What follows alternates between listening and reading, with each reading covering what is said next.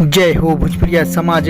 जी हाँ, तो आज आप लोग के बीच भोजपुरी के पावर स्टार पवन सिंह के 2010 के सबसे सुपरहिट सबसे ब्लॉकबस्टर मूवी सैया के साथ मड़ैया में के फिल्म के सीक्वल से जुड़ल बड़ी रिपोर्ट लेके बनी, जो उनकी फिल्म टीम कर दिल नया सबसे बड़ा खुलासा, जो उनकी बहुत जल्द के शूटिंग भी शुरू होकर बा। जी हाँ, तो सब कुछ आपसे बताएं रिपोर्ट डिटेल साथ का दल से फिल्म टीम नया खुलासा। बस आप वीडियो के अंत तक देखी।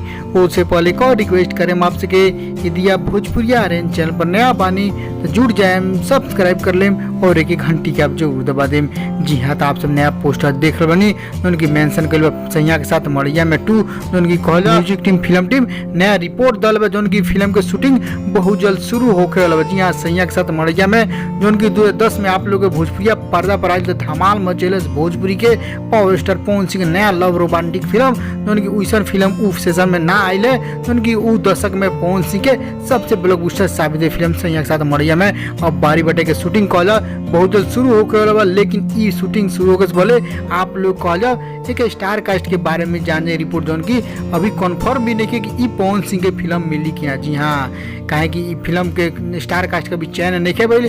आप लोग कमेंट करके बताइए आप लोग फिल्म में कौन कौन स्टार कास्ट चाहते हैं, पवन सिंह चाहते नहीं, और उनके साथ कौन कौन एक्ट्रेस कमेंट करके बताएं। जी हाँ, तो सैया के साथ मड़ैया में कहला फिल्म काफी फुल रोमांटिक भरपूर जे तरह फर्स्ट पार्ट बनल है ओकरा से कहीं अचंभित करे वाला फिल्म बनी, काहे कि सस्पेंस भी हमें दिखाई जाई और फुल रोमांटिक कॉमेडी भी बनी, जो कि फुल एक्शन के अवतार में पवन सिंह की जोड़ी जमा था। जी हाँ, तो देखिए पवन सिंह होता नहीं किया होता।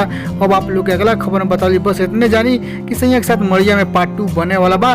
बहुत जल्द शूटिंग शुरू हो गई, फिल्म टीम ये पर कथा कहानी सब कुछ तैयार कर ले बा।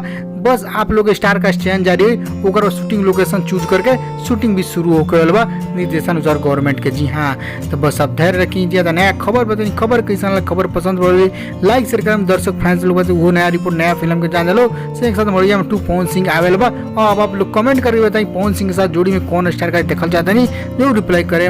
और इस रिलेटेड इंस्टाग्राम फेसबुक पेज भी पा सकता नहीं, सर्च करके भोजपुरिया के फॉलो करें।